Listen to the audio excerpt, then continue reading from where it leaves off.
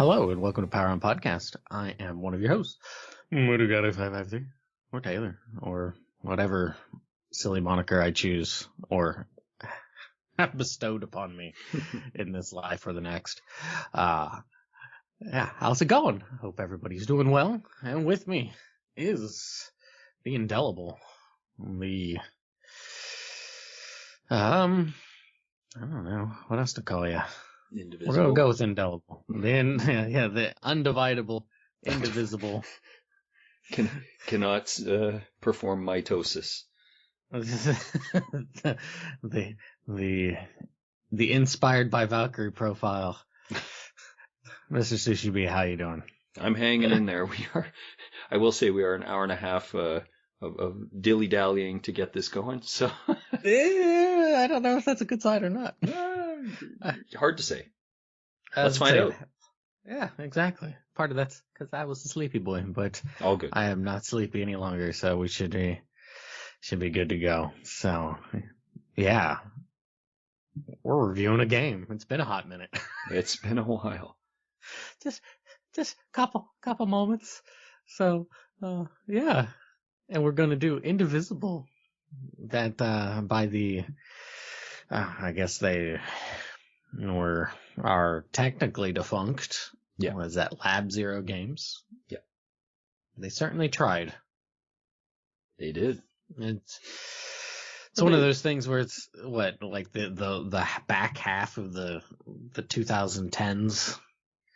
A lot of like indie games either came out or completely fell on their face trying to come out. Right. This one was able to barrel down the birth canal and come into being. Okay, that's not how I would have expressed they had it. issues. Yeah, you're right. No, they absolutely did. No, yeah. Just that visual of come hell or high water. Well, I mean, they certainly sunk in a lot of time and a lot of money, and I think part of that is because they decided to go the route of getting a lot of voice actors involved in it. Like I recognize, cause I haven't watched them in a while, but like I recognize a few of the people from like Critical Role, like Matthew Mercer, and then Sam Riegel are their voices on here. Good old Ravanavar, that's Worf from Michael Dorn, Star Trek. Michael Dorn, yeah. So like, there's some big names. Yeah. Like there are some big names to that are attached to this, but I think that also bit them in the butt. I think like they even got Kikuta, who composed Secret of Mana's soundtrack, to do the soundtrack for this game, and there's a good stretch of stuff to talk about this game. So for sure, yeah. Is this developer, were they kind of becoming a critical darling because they made that, was it Skullgirls fighting games? Was that not like their first sort of project? Well, I think that the people who composed like this little company were from that. I don't know if they like Lab Zero Games specifically was involved. I think it was mostly the people behind creating those Skullgirl games. I completely forgot about that.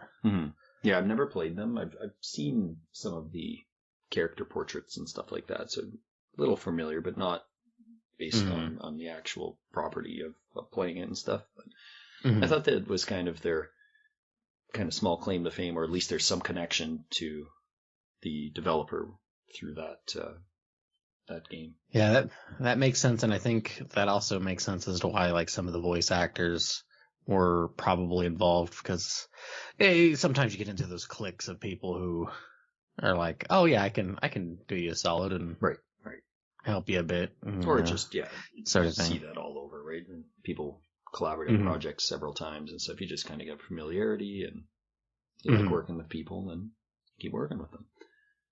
Yeah. So Yeah. I guess with this, you want to start off with the good. Yeah, do the good, the bad, and the ugly. Yeah, I mean, we got to get to that movie at some point, by the way. Yeah, sooner or later. Yeah, like I don't know. Is this game going to end up being for a few dollars more or not? Maybe a fistful of dollars. Could be. Dun, dun, dun. Or you Jumbo's going to come and cut us down.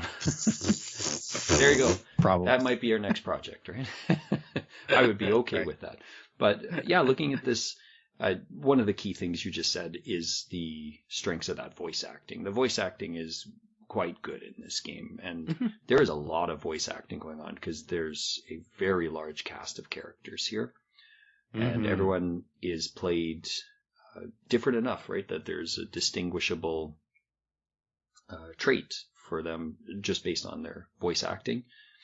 And I think that's pretty cool that they were able to really put that all together, being a small studio and getting people that I don't know a lot of those names, but just as you had said, they seem to at least have some clout in the industry. It sounds a bunch of them, or in some level of voice acting work, and they do a good job. I really like the voice actor for Ajna. There's just some sort of it's obviously spoken in English, but you can hear some intonation and accent tone in the performance.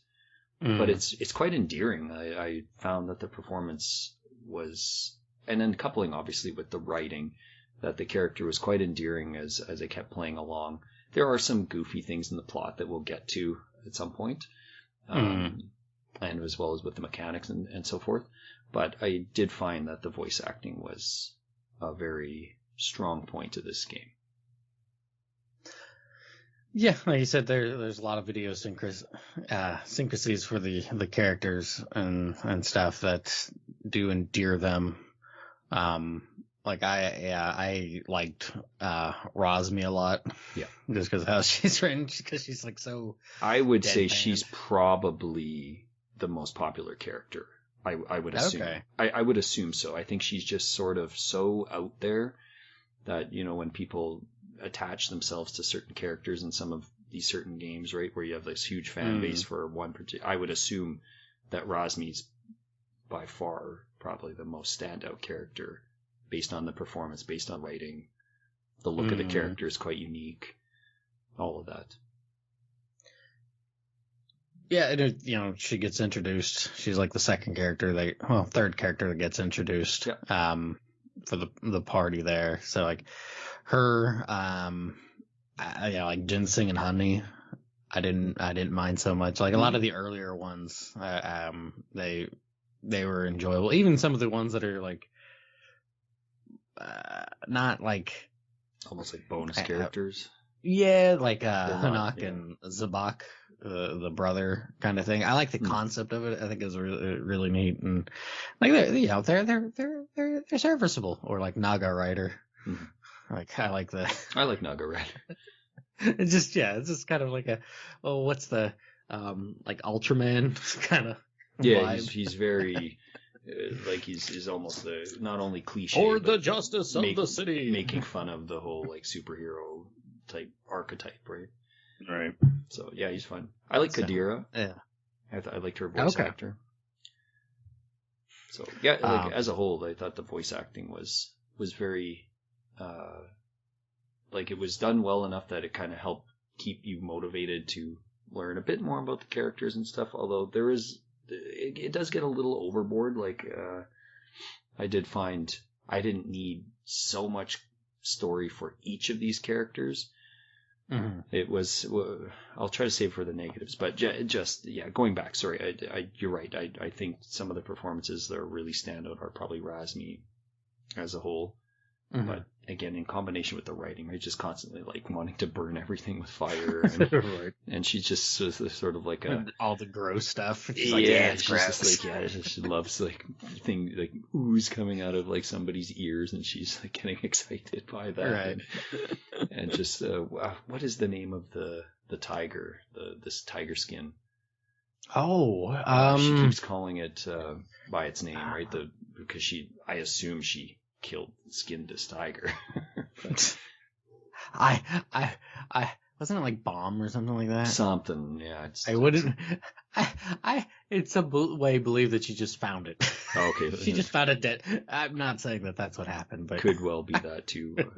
Right. But yeah, like she is a funny character, and like I said, I'm pretty sure she'd probably, because wasn't there a DLC package like for her like bonus? I thought there was something that was linked to her that was supposed to be a DLC package or something like that. Maybe I'm wrong. Maybe. Yeah, I don't know. But I'd be pretty certain she would be the most beloved character of the bunch. Mm.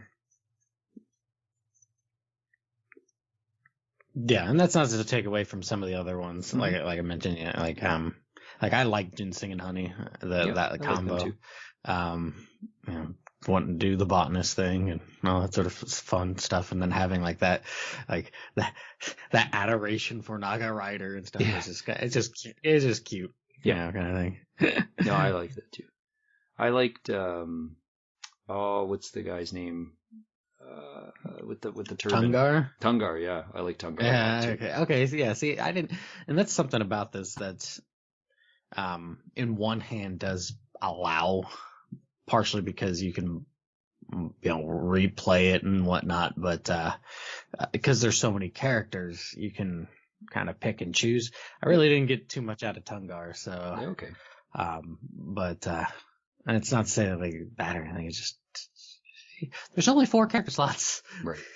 So it suffers a little bit from Chrono Cross there, where it's like, here's a bunch of characters. Yeah, it does. They're certainly a little more developed than a good chunk of the Chrono Cross ones, right? Where you're just kind of picking up. You take that back. Starkey the alien totally deserves to be in that game, or whatever the heck that thing's name is. I'm not necessarily saying any of them didn't deserve to be in the game, but there's certainly only so much space to really... some of them are just, I'm just picking that character because they look cool. So, right. And there's a little bit of that going on here for sure too. And mm-hmm. trying to understand that the play style is different for all of them. But I'm leaving that kind of in the gray zone. I don't really want to leave that in the positives, to be honest. So fair enough. So, what are you thinking is a good strength that this game has? Maybe slightly skewing towards not necessarily gray, but like not like super prominent. But I'll give a little bit of a nod to Kyoto's composition for the game. There's a couple of songs here and there I can totally pick out and be like, oh, this is totally like I can hear Kikuto's style being mm-hmm. really, really strong through here. I could almost imagine this in something like Secret of Mana or whatnot. Mm-hmm. But there's times where it comes across a little bit less distinct mm-hmm. in certain ways, if that makes sense. Mm-hmm. So melodically, it doesn't necessarily flounder, but doesn't quite hook as well as some of those other ones. But like it could have been worse. Mm-hmm. So that's why we're kind of like, it's not bad. Like I wish there were a couple stronger earworms, but I would still put it more so in the positive, because you goof up on music and it's really easy to tell. Yeah, I would probably agree with that notion. I'm not super familiar with the work that he's done. I've only played mm-hmm. a chunk of Secret of Mana. Like I was playing it earlier this year, actually, and then I had to put it down. His strength seems to be on that sort of mysterious, whimsical sort of level of, searching a forest, exploring a mm-hmm. cave.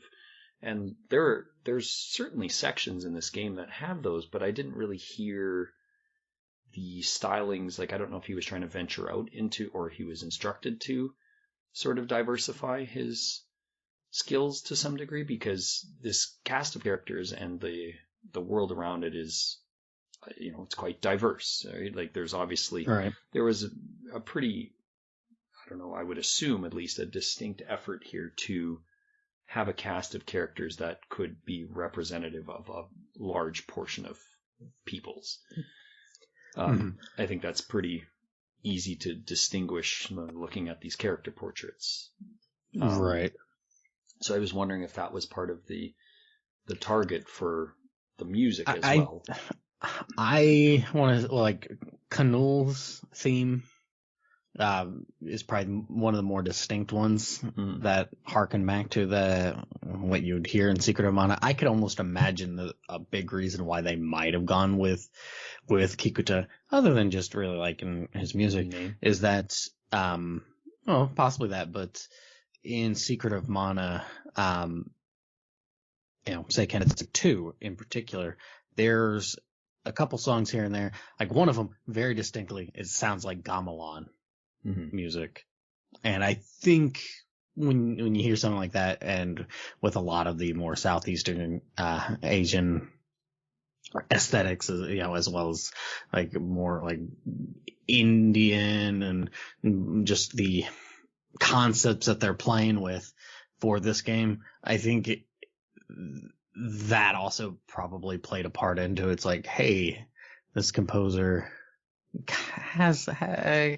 veers into that a little bit more than others that we know, and plus it's always good to have that sort of name recognition. Plus, I love Secret of Mana, so why not? I totally get that mindset. So,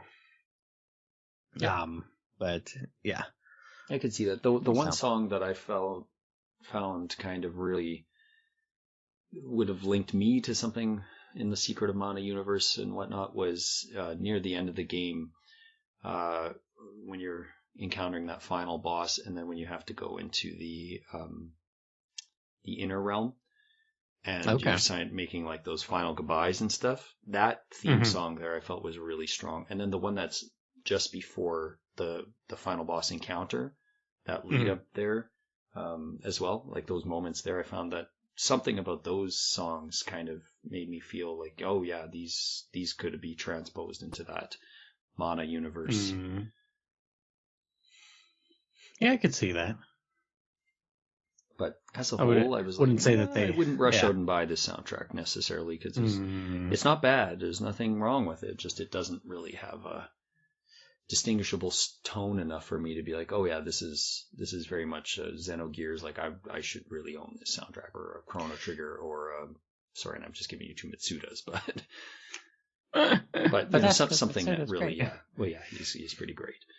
Or this isn't I'm going out to buy Streets of Rage 1, 2, and 3 because you never buy 3, swell. But you can't buy 1 and 2. I think without getting through. At least the one I got the soundtrack that has 1, 2, and 3. Plus, it has probably because there was no other way to like shovel off 3 on anybody. Maybe. I don't know. The soundtrack set I have also has Revenge of Shinobi on it as well, so it's actually a pretty cool set. It's like the Yuzo Koshiro Best of Collection Volume 2 or something like that.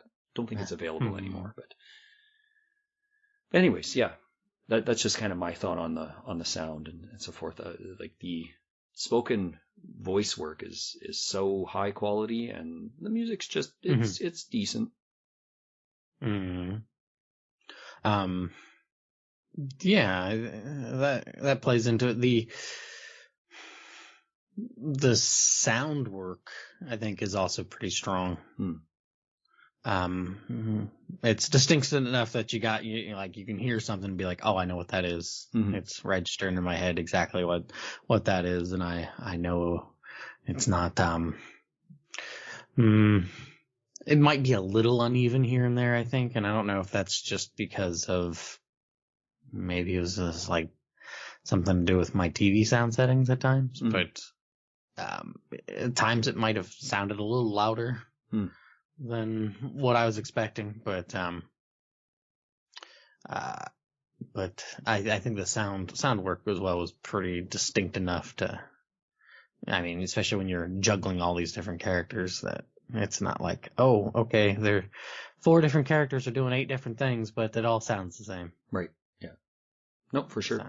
And as you're saying that, just thinking when you're in those battle modes, and there are some sounds that are repeated, like certain attacks and so forth, but some of the heavier strikes and stuff, and just the general sounds that the characters are making, like if they're making like a grunting sound while they're hitting or whatever, is quite distinct, and you can recognize, because it can get pretty chaotic, right? Some of those, if you're kind of button mashing or whatever, or you're trying to combo with a whole bunch of characters all at once. But yeah, it definitely does have a distinct sound to a lot of the stuff, and even just like when you're utilizing your special moves, right? The pogo vault and things, or the pole vault, right? And it's really making like that. Really, you can hear the spear, like it creaks as it bends before you. So there was some pretty good sound work. Into the wall, that loud, like metallic sound of hitting an object, but like sticking at the same point too, not just like hitting and ricocheting, but like sticking to an object. Yeah, right. It's quite good. So yeah, good work on the audio bit. Back to you. I would say I really enjoyed the color theme of this game. Because like we have plenty of games that try to make a artistic style and everything on its own, and this game doesn't necessarily do something that will blow your mind, like seeing something brand new for the first time, right? Like it's still fairly in line with what you might see in some other titles.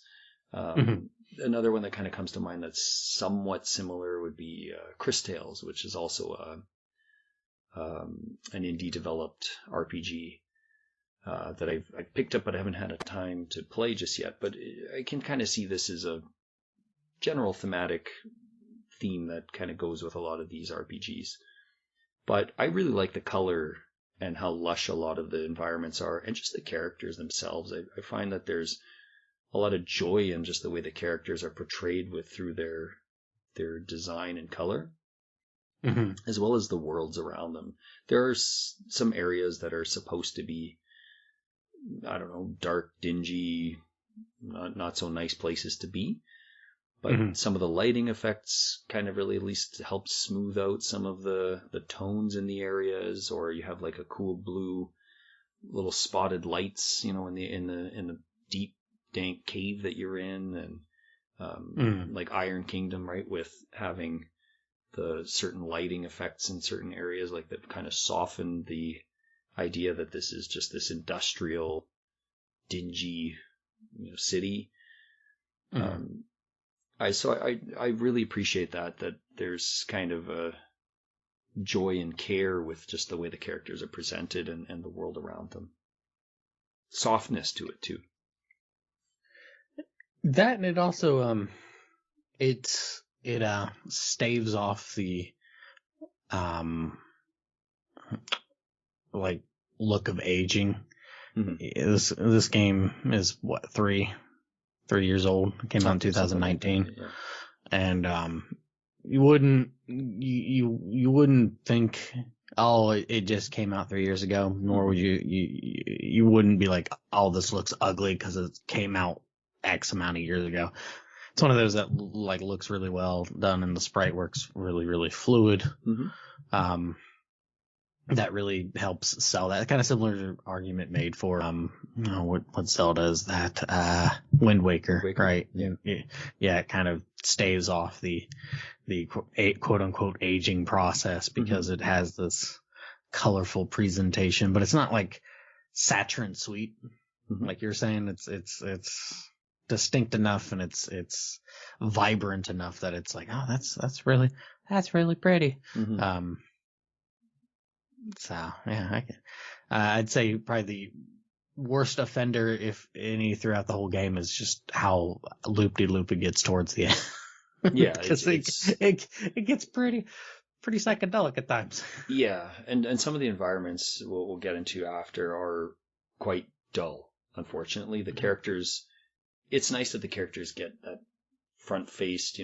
They get the full presentation of themselves, but at the expense of some of the stuff that's around environmentally. There are some very good environmental areas for sure, but there's a lot of just very plain ones that do take a sort of backseat to the characters. Right, it's more like staging as opposed to... living, breathing environment that's being engaged with. But yeah, that's a good way to put it. For sure. So back to you. Okay. I can appreciate this. Like, personally, it's more of a mixed bag. But I do like the versatility of having so many different characters have their own play style. Mm-hmm. It certainly did not stick in my head like, oh, this character has more of a passive thing. Oh, because you could, each character is set up to a different button, and then directionally they can do different attacks and stuff. So you've got a lot of options to play with. Right. My brain is very smooth and not a lot of surface area to retain a lot of this, and I can appreciate it. But I certainly kept my foot on a few handful of characters and be like, we're just going. Right. You just get used to them. Right. And comfortable enough to be like, yes, I like you. There's a couple times where I did end up switching some out here and there. Mm-hmm. But yeah, like there is such a large swath of options to choose from, which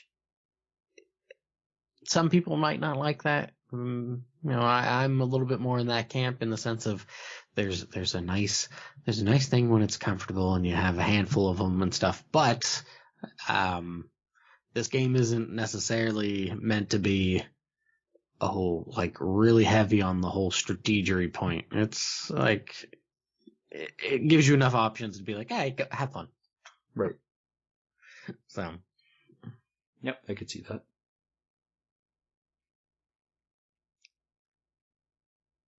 But yeah, that's one that I got. I don't know if you would consider that more so a positive or maybe a little bit more of a wishy-washy. Some parts I agree is a bit of a strength, but then on the other hand, and it's not that you have to track down all these characters. There's no sort of, again, going back to a bit of that Chrono Cross, you don't have to look for all these characters to complete. Right. I mean, you can if you're. And then like Suikoden series, right? If you're really looking to get, the perfect ending and all of that stuff, by all means go ahead. But I don't know. Does that affect the ending here? I don't think it does. Can't remember if it does. But yeah, like I just realized after that I had missed a couple of characters, didn't even know where to seek them out or whatever. Right. But there are, when you've got that large of a cast, you're going to have some not so good ones. They're not horrible, but they're not as useful as the ones you kind of latch onto. And it like you said, maybe it's because you have a specific play style. But there was just a couple that I thought were like, these characters are not conducive to the sort of comboing that the game is encouraging you to do. Mm-hmm. So. Yeah. I don't know how many more good things you got there, but. A couple. One that kind of came to mind is we both played this on Switch. That we did. And this is available on, I think, everything, right? I'm pretty sure it's on Steam. It is on Xbox for sure. It is, it's on PS4 for sure. Now I'm thinking, but it's available on all of these other platforms. Playing it on the Switch, I didn't once notice any sort of frame hiccups or any like performance issues that I was particularly aware of, or at least, and if there were, they did a pretty good job of putting this on the Switch, I felt, and it was an appropriate type of game to fit on the Switch. It's probably very underutilized on perhaps the PS4 or the Xbox and Steam. Whereas I thought the first time I saw this game, I thought, oh, that just looks, when you sometimes see a certain game and you're like, I just feel like this would win the best, or I would have the most enjoyment on this console just based on the controller, based on, I don't know, sometimes you just get that vibe with certain games. And I just thought, this seems like a really good fit for the Switch. And I didn't have any trouble. The Switch, if I remember correctly, it didn't come out until like a year and a half or so later. Oh, okay. After those other versions? Yeah. Oh, I think okay. the port of this, and it did have issues at first. Okay. When it was initially ported. I had issues with it, and I talked to you about it. I thought I was going insane, but like there are times where if you try to do, at least this is how it was for me, you try to do like the action of using the spear as a pogo stick / as a whatchamacallit, a pole vault. Yeah. And yeah, you try to do that, and then you try to use the axe to stick into the wall, and it'll instead just kind of do the upward strike of the spear. And sometimes it'll latch on, and sometimes it won't. I felt like it can get kind of finicky with that. So. And I played this on a Switch Lite primarily, and I didn't have too much trouble. Like, I think I always chalked it up to just my own mistakes more so than a performance issue with the game. I don't know. There were because I asked you about it, and you didn't seem to have that issue, but I did see comments of people making some notes that it just is at times clunky. Okay. Because I know there was certainly sometimes on my end, it would feel a little less intuitive to want to do certain actions, like just how the button mapping was for things. I wasn't too keen on, but we'll save that, I guess, a little bit. Did you find that within the battle system you had any trouble with that as well? Okay, no, so the battle system seems to it ran smooth.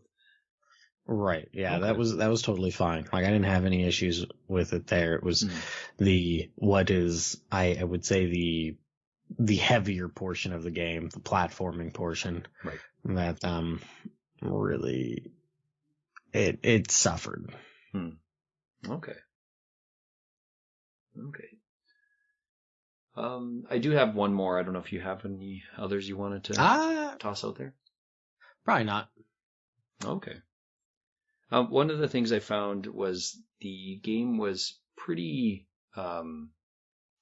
it has a very pick up and play quality to it, which I could see some people maybe not liking that much because if you're really trying to get engrossed in it. But I found, especially at the beginning, I was quite engaged quickly in trying to understand like the mechanics of the game and just as a whole, like anytime if I had to put the game down, and barring some of the issues we'll talk about, but just from the actual just pick up, get the game started, it was easy enough to just jump right back in. Like it loads well, fast enough, or at least in my estimation, I felt like it loaded up fast enough to just get going. The only thing is it always seemed to latch onto one of my save files in another. I had that happen it didn't do that. Yeah, it didn't just immediately go back to the last play session as my most recent load. Was that towards the end of the game, or like midway through? It happens most of the time I load up the game. Yeah, I don't know why. Okay. I thought that was a bit odd, but it would always I had like a level 10 version that I just saved, and then I think I'd saved a different one in case I messed up or something and needed to go back instead of just saving over that file, and it would constantly reopen that one, and I never understood why. Yeah, I had that same issue, but it didn't start happening until like later in the game. At first I was freaking out because I was like, oh my goodness, I've lost like 10 levels. What the heck's going on? I didn't realize and then I loaded it up and I'm like, oh, thank goodness. Yeah, right. And it's like, yeah. Oh. I do appreciate the transition as well from where it saves and stuff. So it's like the starting up, quote unquote title screen is very fluid. That's a pretty neat concept. Yep. Yeah, and I just found it was an easy game to just pick up and just jump right back into where you were. Like you didn't really have to not only wait for too much loading, but just something about the gameplay allowed that flow to happen really easily. You know, sometimes you play another RPG and it's like, oh, you saved in the middle of a dungeon and you feel like, was I grinding? Did I get out of here? Like, I don't know. And what's going on? Sometimes that's from putting a game down too long, for sure. And I did experience that several times in this game. But just as a whole, of just like when I picked up the game, I just felt like I could just get going immediately rather than trying to suss out all these thoughts in my head of like, well, trying to backtrack on 10 things. Oh, okay, I'll just kind of explore and experiment, and hopefully you can kind of stumble your way through relatively easily to some degree in this game. Sort of. Like it's hard to explain, but you can really get lost easily, and you might not feel like you're progressing, but at least when you're looking at the map and stuff, you're like, I'm just going to try to go back there. That seems like that's probably where I got to go. And sometimes other RPGs, you're just like, oh, goodness, I didn't talk to that one villager 2 towns back, and now I'm really stuck. and the village has been vaporized or whatever, has been vaporized off the planet, and I'm really screwed. So it didn't quite have that quality. Yeah. But I'm ready to do some of the middling or gray zone, and then looking at some of the not so good qualities here. All right. Let's get into the muddled, mushy mess. Yeah, we kind of always couple these together because sometimes your emotions start to pull you in one way or the other as you're talking about them. Or you get convinced by the other person to be like, okay, it's not, maybe it's not that bad, or it's pretty miserable. Yeah, I would say the dungeon, or just like the setting layouts, are a bit of a mixed bag. Yeah. Some of them aren't so bad, and like a place like Canul is really, you're thinking, oh, this is awful, and then by the end of it, it's like, okay, this is at least a little bit more tenable. But there are times where it's just because part of it that makes us a fairly strongly weighted negative in a lot of ways is that there's not you're not really able to like fast travel places, which hinders the game, I think, a lot. But they do, at least especially towards the back end of the game, make it to where either through abilities that you get, or by opening up places because you get these abilities, to make it a little bit more manageable. It doesn't quite reach the greatest of heights with it in certain ways. Part of that's also because it's like some of them, not the Iron Kingdom. Iron Kingdom's a little weird because of all the sludge. Right. The slime that gets it all over the city. Right. It's Ghostbusters 2 all over again. The slime under the city or whatever. Right. But more, I would say Tai Krung. Tai Krung is one of those that, just because of the layout of it, it is at least manageable, because you get that at the end, you're able to get that like underground area to kind of cut off some of it in certain ways. Like I said before with Canul, I think Canul is probably the strongest of the lot. Okay. Like the desert, like what can you say about like the Almuda Desert other than it's a pretty straightforward. Yeah, that's probably the most straightforward sequence in the game. I found that I was just absolutely lost in most of these zones, and even though you have a map, the map doesn't. Well, one, the access for the map is kind of, it's not so great, and then I don't know what it was. There was so much backtracking here, there, and everywhere. And like once you get a skill, and I'm thinking, okay, I get it. This is going for the Metroid vibe and whatnot.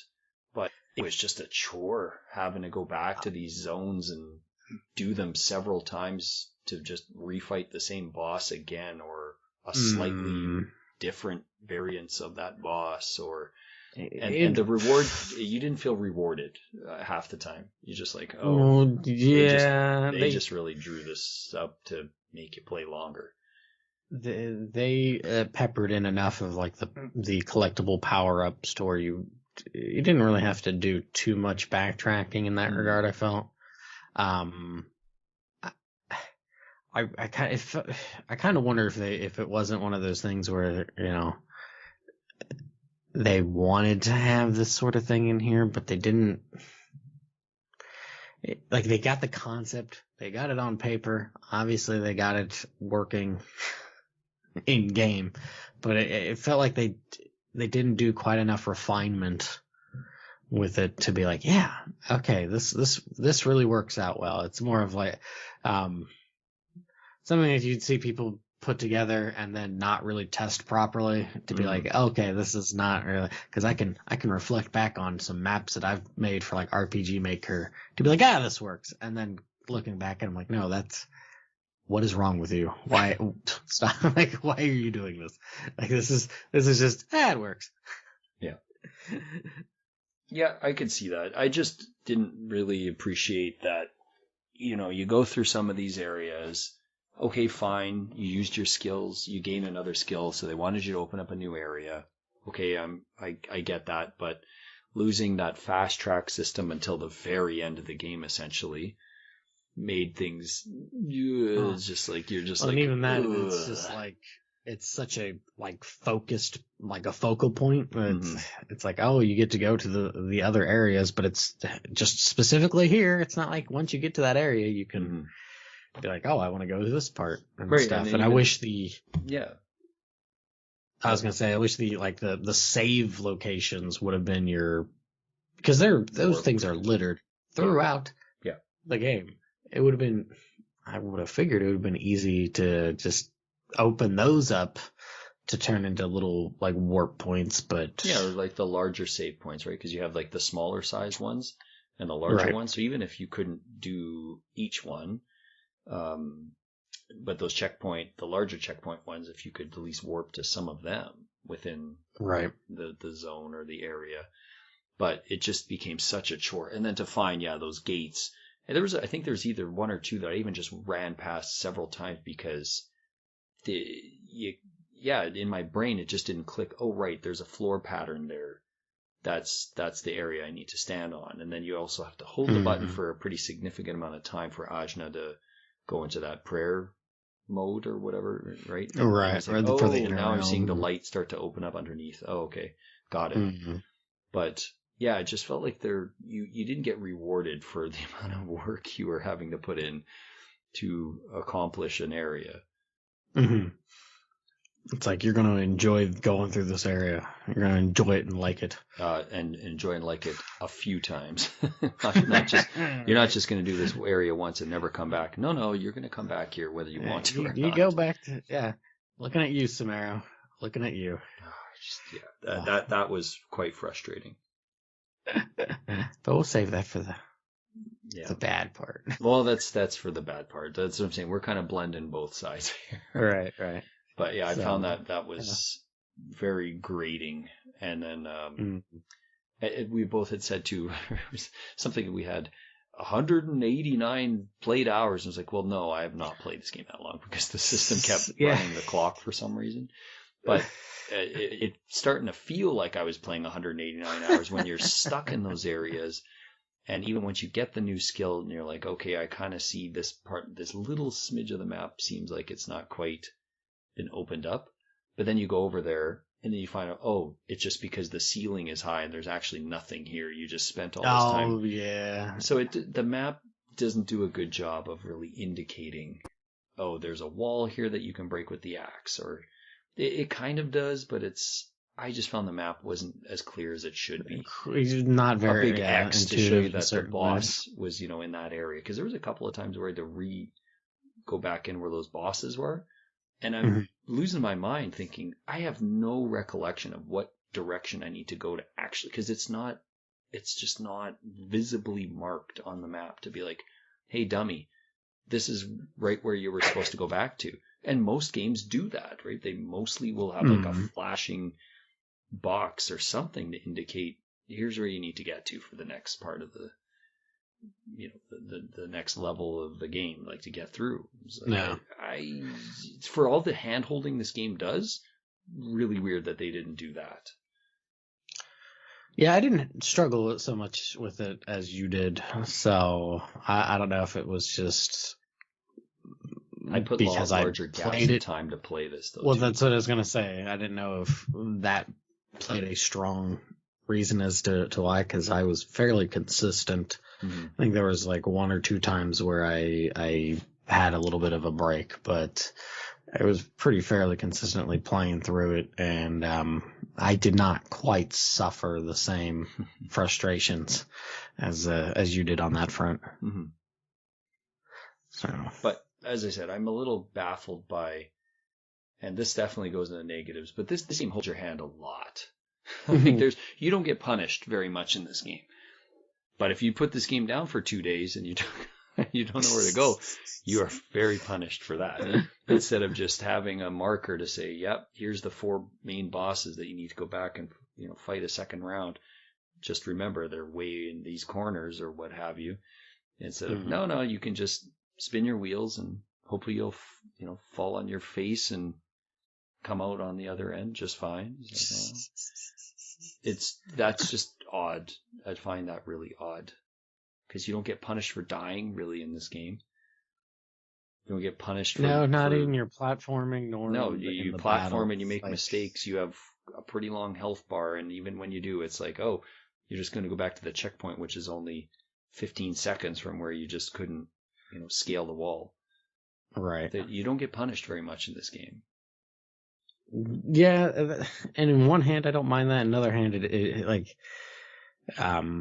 this certainly steps a bit more towards not being enjoyable, but with like that, because the platforming for me felt so clunky. Mm.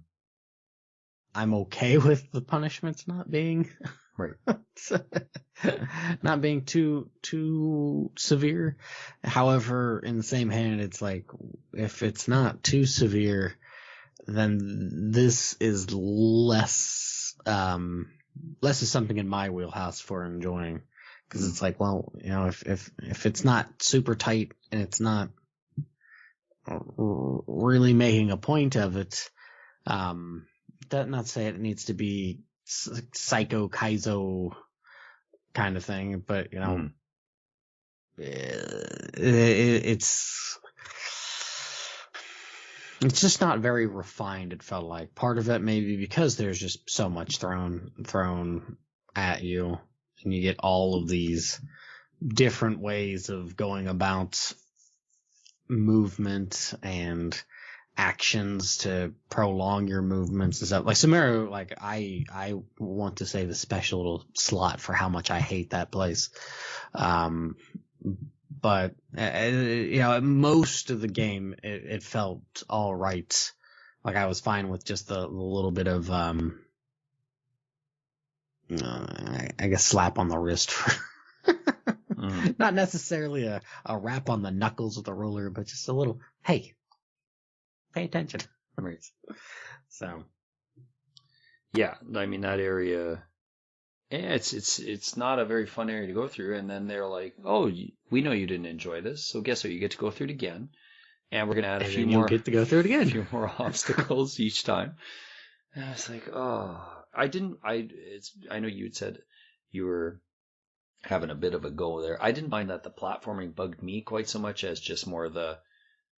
Oh yeah, just so you know, you're gonna die twice here because you're not understanding. You need to enter the inner realm, or you need to slide at this exact second, or just like I've never been a fan of that kind of concept in most games. Like you go through all this heartache, and maybe it took you 25 tries to figure out the boss pattern and what have you, and then only to get kind of cheesed out like that at the last second. It's like the Mega Man 8 slide, jump without being told slide, jump. Yeah, no, that's never been a fun thing to deal with, and it felt kind of, again, out of place with everything else. It's like you get your face smashed in by a boss, and then it just shows you flip one screen back, and all of your spirit characters come with you, and then you're back to like full health, and you just run right back and fight the boss again. But for whatever reason, no, you're going to get punished for doing this really obnoxious boss fight, and because you didn't think that you had to enter the inner realm or whatever, you're just going to have to do this boss fight again now. It's like, oh, geez. And that happened to me at least twice on that same boss, because it just wasn't clicking in my head. That was like, why is this vortex like what is this? All right. And yeah, it happened. That happened to me too. once. Yeah, that's not fun. Yeah, because it takes forever to get through that.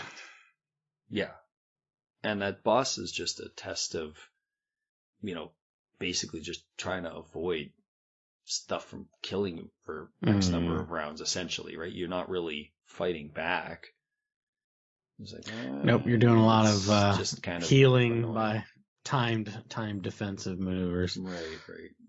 It's not overly fun. I understand like where that comes from story wise. Like I get it.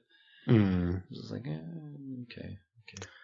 Well, that's where I feel like it's like the concept's there, but it's not refined, right? It's kind of what it felt like. It's like, it's almost like it's like, oh, we have all these good ideas, or what we feel are really good ideas. Let's just cram them all in. It's like sometimes less is more, and I think this is one of those points where it'd have been less is more, because they certainly suffer a bit with that last stretch of just throw everything out there, and it's like stop. I don't want it. I don't need the never ending postable. No more, please. No. And here's your never ending breadsticks as your side. All these carbohydrates. Yeah, get up to run a marathon for sure after that. Yeah, it does kind of fall into some of the traps that I think we've seen start to happen with a lot of the game development now. You either have the far extreme of you're playing, a game that you step on a bug and you die instantly, right? You died, right? Or the complete other side of we're basically going to hold your hand. Don't worry, we'll pick you up and dust you off when you fall down, and you'll just kind of keep carrying forward without basically being punished whatsoever. And this falls into that category. I would say more games fall into this category than everyone wants to say Souls-like or whatever, right? Of that very punishing gameplay of, you make the minuscule error and you get punished, and you've just wasted 15 hours of your time. Roguelikes and this sort of subgenres and stuff. But this is falling more into it's all good. You can die as much as you want. The platforming is meant to be kind of loosey-goosey, and we're not going to punish you for that. That's our bad. Right? It's our bad that that you. As you'd say, like in the jump casual sense. Without, to some degree. Yeah. Not trying to make it sound like some sort of but dirty word. But but it's a much more of a casual, easygoing experience for sure. Mm-hmm.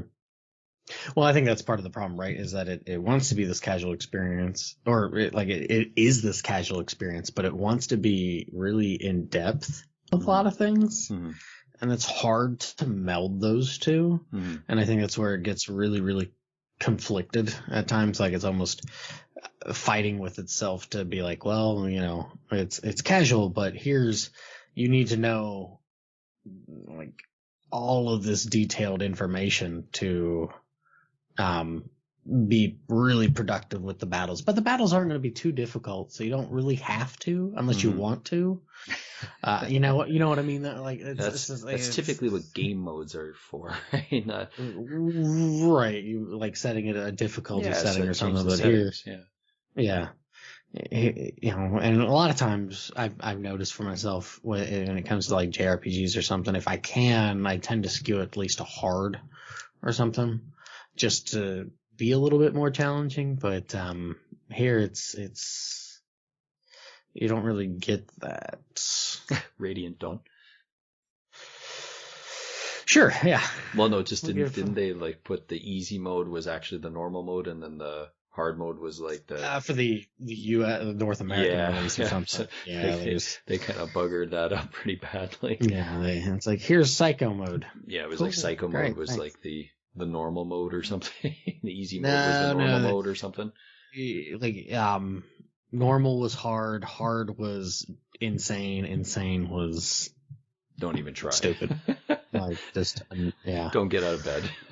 Yeah, just be like, yeah, just keep that out of your Wii. Yeah, something like that.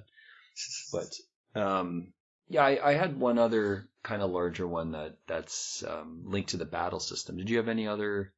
I was going to mention the battle system itself was a bit of a mixed bag, but I think it's also because there's not. Part of it's like you get those bosses where at first, like that first spider boss is kind of interesting where it'll bump you out of the fight and you have to like dodge. So I was like, okay, cool. This is kind of neat.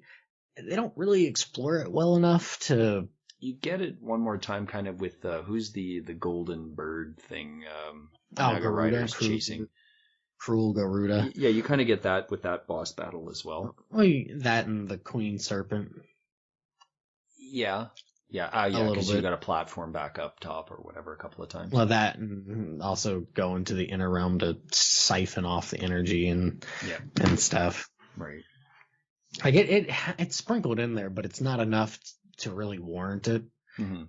Because it's like, oh, this is kind of interesting, and then it goes away for the most part. Mixture of genres again, right? Of want to get a little bit of everything in here. Right. Yeah, you're not getting that normally. Like with the normal fights, what really annoyed me is if you want to dunk on them and like actually get through the fights quickly, it becomes a problem when they're on the ledge. They knock you off and they kick you out of the fight. You knock them, or you knock them off, and you knock them off into very bizarre. Like a damaging floor, and it's like, well. Great, cool. Yeah, that is a weird choice stylistically to do that. Yeah, that's true. So that's it's kind of annoying. You don't like when you can do that the flash run though, and you can run into those sort of tank shaped things, and it's just it's knocking off tens of thousands of hit points off of them. Right. I think it's one of the only enemies you can do that with.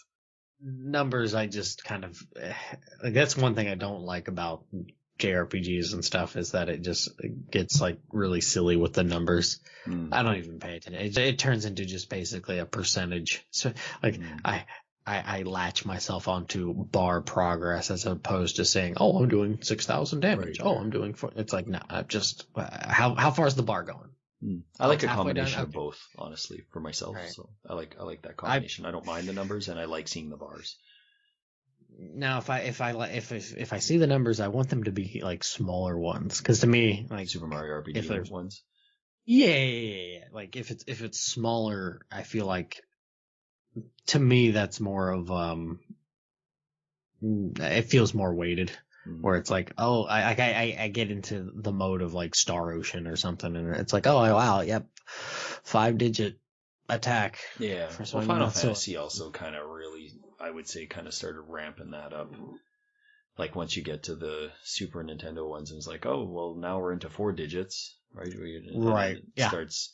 I don't know. Did they eventually go over 4 digits? I don't even know. I know you could break it in 10. Like there's a thing to purposely break the 4-digit, because I remember doing that with Aaron and going, this game definitely goes into 5 digits at the least. At least 5 digits, maybe even higher. I don't know, but it goes a level beyond. Yeah, and it is a bit much. Like you do feel a sense of power as you're getting to those parts, but then as you're beating down all these things, and it's just like I think this is just the start of the game where I'm only doing 10 damage, and now I'm up to 10,000 damage. But the health bar of these things is not. You're not even putting a scratch on these things. Like their health bars. This is where I wish it was like budging. If you're gonna go away, like this to me feel like is the problem with it, right? There's not a good sense of progression in that. and I think this is something that a lot of games just struggle with. It's like, well, we got to make it look like you're stronger and stuff. And it's like, well, like, just because you throw out a bigger number, I still am taking just as long, if not longer, to down these to kill these enemies. Yeah, no, right. You're not like, it doesn't give a false sense of strength, right? It's not. You're not doing anything more. It should be your skill development. It should be all of those things. And I think that's this game unfortunately suffers that same fate of having issues with demonstrating what like scaling and power scaling is and stuff. And it's funny because early on, as I was playing, I thought, does leveling up do anything? I felt like I wasn't gaining any abilities, or my characters were progressing. Those first maybe 15 to 20 levels, I seriously thought the level up system was not necessarily broken, but it actually didn't do anything. I thought maybe gave you more HP. That was it. Well, and even then, I couldn't even tell that I was getting more HP. Like, I was, as I was playing through, I just thought, oh, okay, and like, cause you get those, it has those hearts over each character's name, and I thought, oh, is this some sort of like loyalty system that I'm not understanding to Ajna? Because Dar has that negative number for such a long period, and I thought, oh, I get that, because when you talk to him, she has a really negative composure and conversation right through until he's removed from the game. Yeah, thanks, game. Yeah, and he was one of the more useful. not that the other characters weren't, but I left him like in the party the entire game. I was like, oh, this just fell into that trap of, like a lot of other RPGs where you get one of those characters that you just keep using, and there's like, nope, taking him off the board. Thanks, thanks a lot. And he doesn't even come back, right, for the rest of the game. Like, he's done. I can appreciate that, at least. Yeah, like, he was done. Like, there was no even, like, there's a slight callback to him at the very end of the game, basically, but not really. Like, it's like, oh, interesting. They don't really, there's no sort of, like, closure, essentially, other than, oh, you just vaporized the guy. And she turns back to a human form, and that's kind of it. Like, it doesn't, she doesn't really come to any, like, I don't know. I don't feel there's an actual conclusion or closure there. It's like, I get it. She's mad because he killed her dad, but she kind of had come to trust him. There wasn't like I don't know. I didn't feel there was like a finite closure there. It was just like, oh no, he's done. Which is, I can be okay with that to a degree, but I kind of like, it is a bit of it's not a good step that you're kind of like, I don't really appreciate this out of a character, and that all the other characters are like, that's all right, Ajna. It's like, no, it's really not. Yeah. You just, you just vaporize somebody. B, like, you've been going through this throughout the game of, he kind of got played too. Like, right, yeah. There's a bit of a redemption we're just arc gonna there. gloss this. Yeah, we're gonna gloss this over. But, for sure, yeah. And their relationship started to sort of mend itself. And I think that's where I'm like, oh, to not really have a bit of, like, she's sort of like, when she visits the grave or whatever, right? But here's the thing, though. If it wasn't on the way, it's not like they would have stopped. No, that's true. That's true. It's just been like, whatever. Yeah, it is weird. Yeah, it's a bit of a weird writing piece there. But back to the battle system. So they're obviously going for a Valkyrie profile, sort of Xenogears vibe. Like, it's more Valkyrie profile, I guess, in its presentation. And I don't mind that, but I found, and I talked to you a bit about this just before, I'm finding a lot of games are really going for that sort of frantic twitch response action style. And I've really grown tired of it, like, quickly. And every genre seems to be trying to jump into this. And I'm not sure what I'm missing here that makes this, I don't know, a desired game mechanic. It's not what you're missing. It's what you have. You have patience. You have focus. And I don't need to try to snipe somebody from across the way, while jumping and doing a barrel roll while balancing a potted plant on my head. Well, you should get good at it. Half of these, whatever sandbox shooters or whatever the genre is there. But yeah, like it's kind of become prevalent in the beat 'em up genre. It's definitely in the shoot 'em up genre, right? Where it's like bullet hell, everything now, right? You can't even see a smidge of the screen, and your hitbox is a pinprick on the screen, and dodge everything that comes at you. Yeah, but I think that's the nature for bullet hells. Sure, so... but that's kind of bled into all these other genres now of like this game does that, where it's like they show you that you have all these potential techniques with these different characters, and so you can juggle the combinations of, if I use this character with Ajna, I can do a forward attack while the other character is doing an air juggle right after, and so forth. And I didn't mind it, but I did start to grow weary and tired of, like, even though I could change out characters, I don't need the barrage of timing everything exact, and I don't know. It's just it really started to grate on me by the end. Well, that's where I think it what I mentioned before about it wanting to be casual, but then also having all this quote unquote depth, or just like all of these tools at your disposal. It doesn't really. Well, you think you need it, but you really don't, and then it's just kind of like, why is this is just kind of superfluous at this point. Like, pare it down or make it more difficult. Like, make it to where, like, or give us the option for either or. Exactly. And yeah, and it just does not do that. As for the frenetic issues with stuff like that, yeah, I mean, I can be for frantic. Like, I like my old school East games. Those can be fun, but there is a time and a place for them, and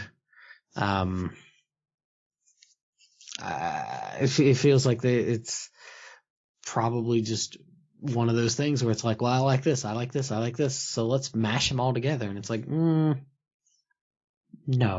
let's not. Just maybe take one thing and focus on it, and then try to put your own little neat spin on it, instead of just. It's like somebody who cooks versus like a chef, right?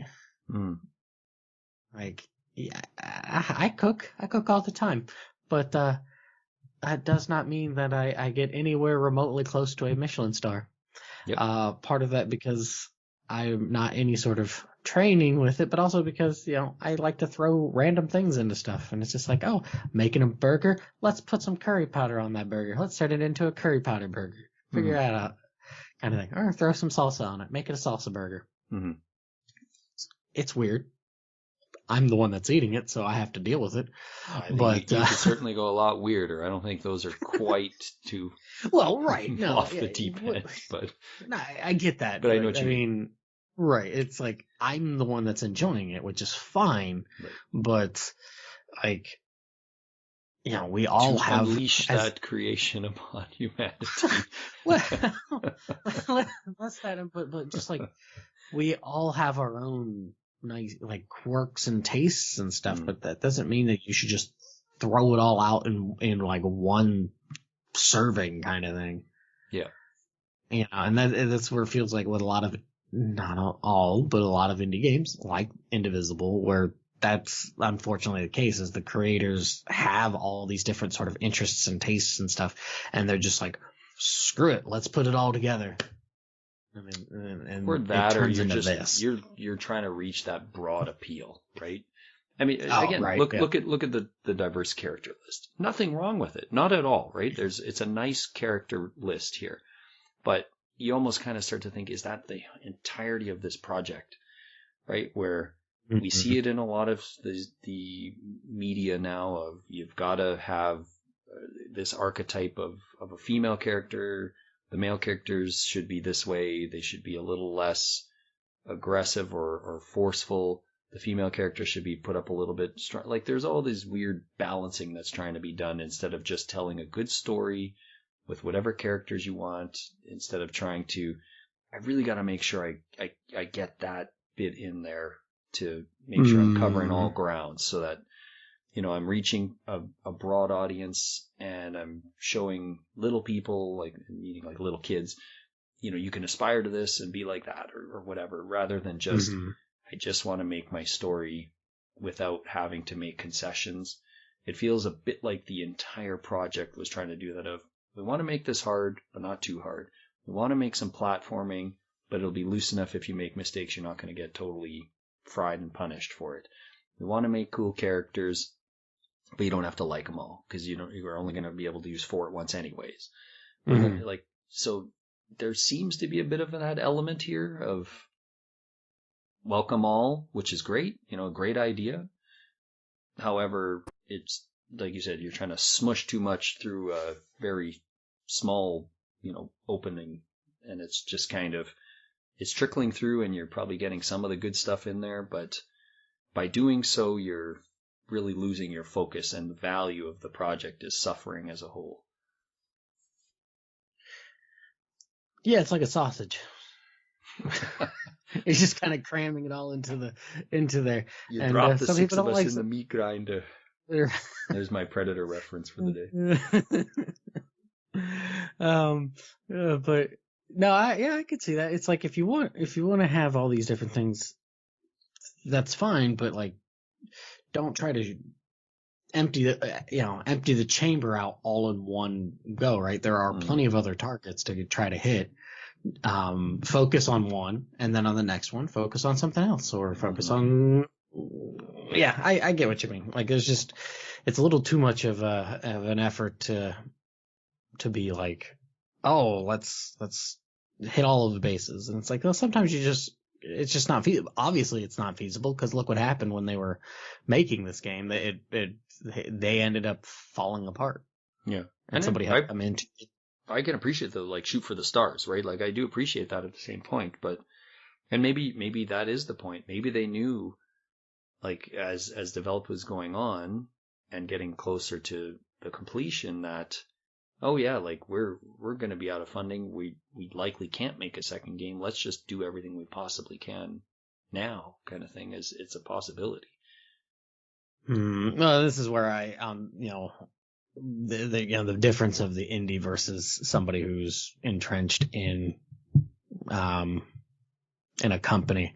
Look at like Takahashi with Xenogears. It's like, well, Xenogears gets their funding ripped from them, gets denied being the Final Fantasy VII because it's too dark, kind of thing. And then, Final Fantasy VII hits it off, and then they're like, well, we need this money for 8. And it's like, well, shoot. Well, this is what you're going to get. Yeah.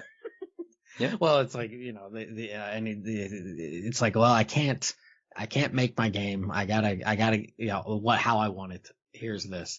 And then Namco Bandai comes along, and then they try it, and it's like, oh, I want 6 episodes. Well, you're going to get 3, because by golly gee, we totally stepped in it when we released Xenosaga Episode 2. Oops. Kind of thing. But to keep on trying and whatnot, even if you're like plucking different concepts and changing after time, right? Because having a concept that you have when you're 35 versus 45, there's 10 years of experience that not always, but possibly changes the concoction, the perception, and all that. And I think I guess what I'm getting at is that you do yourself a disservice of just trying to shotgun everything out, because it's like, you get that moment, but that moment, that's where everything's flash frozen instead of being able to possibly adapt or evolve the concepts any further and whatnot. They're just kind of flash frozen at this very shallow pool, as opposed to being a little bit deeper. So.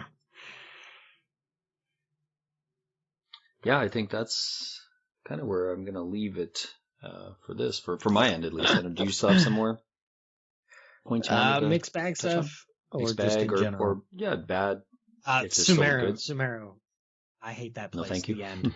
No, thank you. That is everything that is wrong with video games. Not revisiting something, but it's the end of the game. We've got to add in little concepts that weren't really involved with it and stuff. Oh, here's this awful bit of platforming. Like, I hated that last stretch. Like, the second time you go through, it annoyed me to no end. Like, it was frustrating. But that third time you go through, especially once it gets psychedelic and like out there into, final stage area of a JRPG sort of thing. Oh, it's what's that, BioShock Infinite like kind of thing. I remember people going gaga for that at the end. It's like, this is just a JRPG. Who cares? But I hated that so much, and it frustrated me to no end. Part of it because of how clunky the platforming was, but also just how unintuitive it was just to do some of the things, like having to pogo stick off of those little pine cone looking things. And, it's like you don't get any information on that, and it's like, how are you supposed to do that? And the last stretch, I think you had asked me about it or something. Well, those spike balls, and then you have to shoot the flower thing on it and stuff, and it's like, oh, geez. Not that part, but we had to break through the big spiny balls at the end. That second to last or last stretch where you're breaking through because you're doing the moves and attacks, and oh my goodness, I wanted to throw my controller so far into the TV. I wanted to reach through the credits screen and start strangling the people who thought that this was a good idea, because it infuriated me to no end. And it's not like I am some sort of platforming savant or anything of the sort. It's just like, this is just, why is this here? Like, this is so tonally inappropriate, and just wanting to dump everything out to be like, oh, it's the end, gotta make it A, super long, and B, super quote unquote difficult. And it's like, no, this is just annoying. Like, this doesn't build tension. Your tension. It built a bit of blood pressure tension. Well, yeah, right. Yeah, I'm going to have hypertension from the whole thing. But it does not build tension. It just drags everything out longer.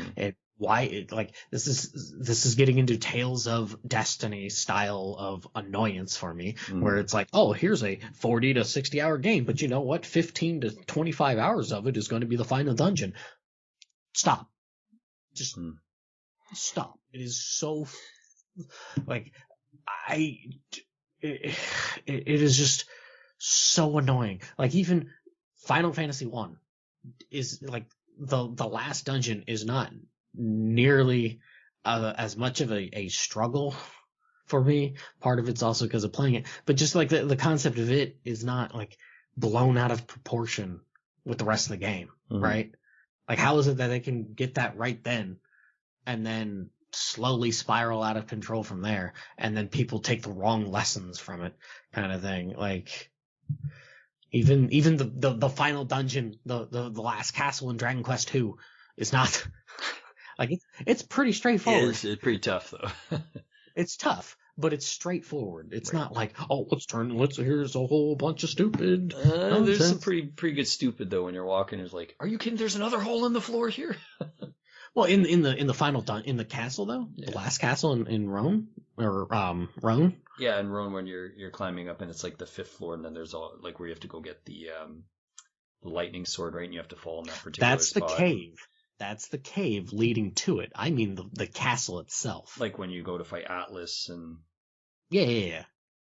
It's been a while since I played, but yeah, okay. But even that, it's pretty straight. It's the whole stretch of Rome. The whole stretch is well, right. But I mean, at least I can compartmentalize that to be like, oh, this is the nightmare leading up to the nightmare. Right.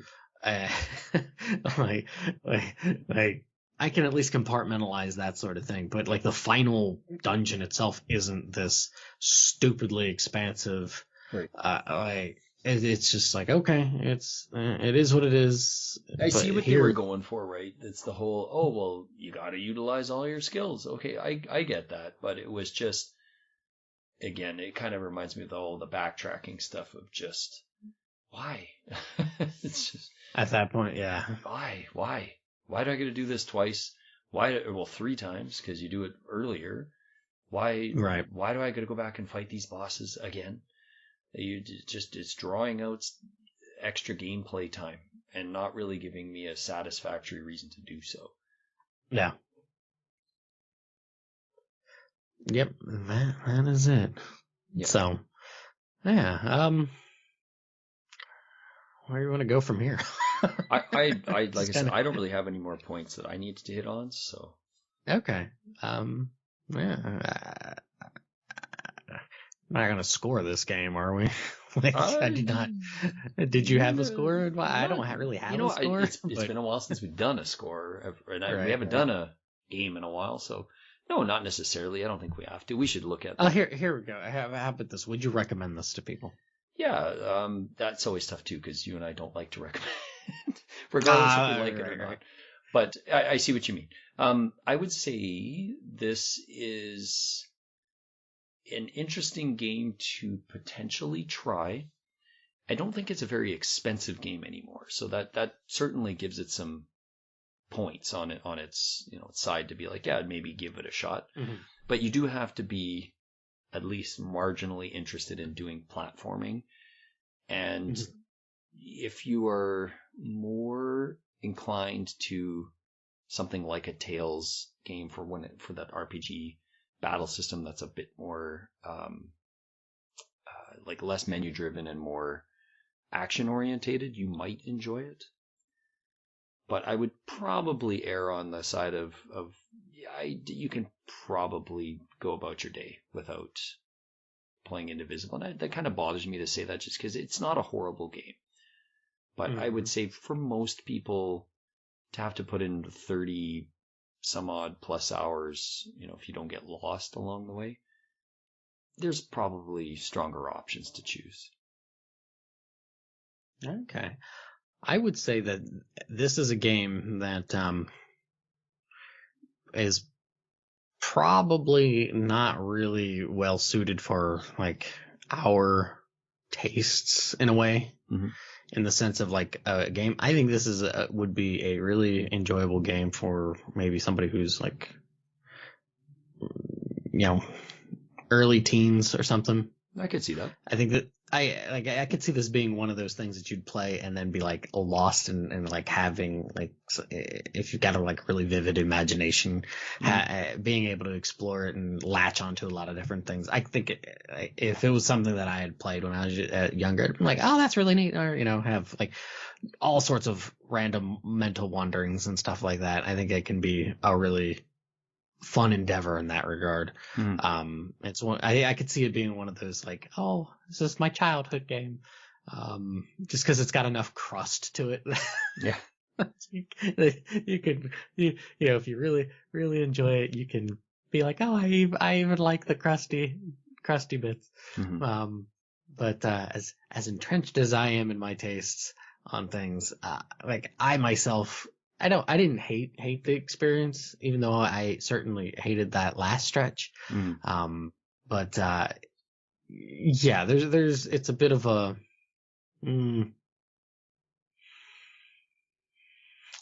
it's like a plate of haggis.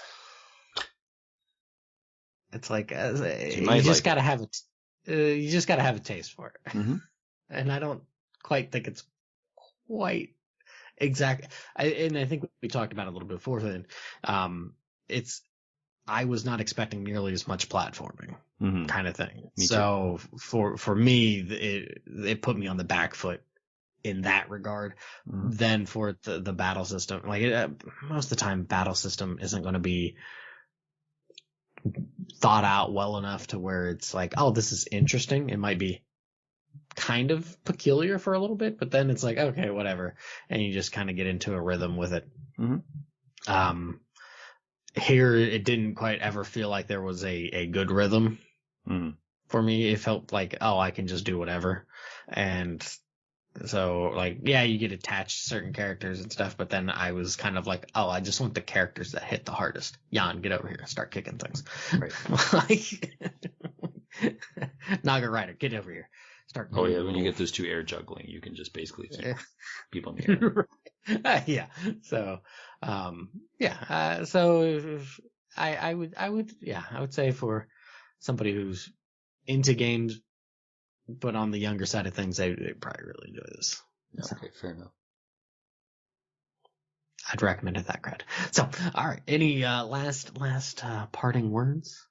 Hopefully Razmi actually found Kadira's lips for her. She really was on her about the lip thing. It's just so weird. Yeah, well, because the whole character's weird, right? Well, right. But yeah, it's just such a. Yeah, I thought that was. I didn't laugh too much in this game, but it kind of brought a smile to the face. Just like, wow, that's so obnoxiously dumb to say to somebody, and say it several times too, right? Not even just the once. Right. It's like, I have lips. She has that that delivery of almost, what's that, like Daria kind of? Kind of, yeah. Yeah. Kind of very, very like, yeah, blasé and kind of. Yeah, whatever. Yeah. Who cares?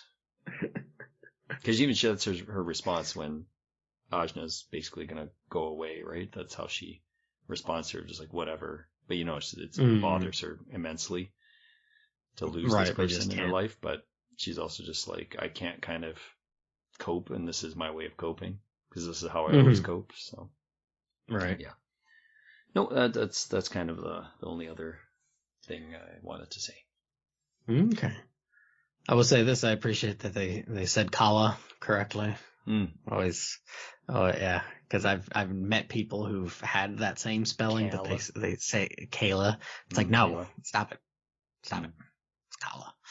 So, and also on a weird note, like that's what I always named my fighter in Final Fantasy 1, like as a kid. So it wasn't like I was really, I don't know where it came from, but it was pretty neat to see. So, other than that, yeah, no.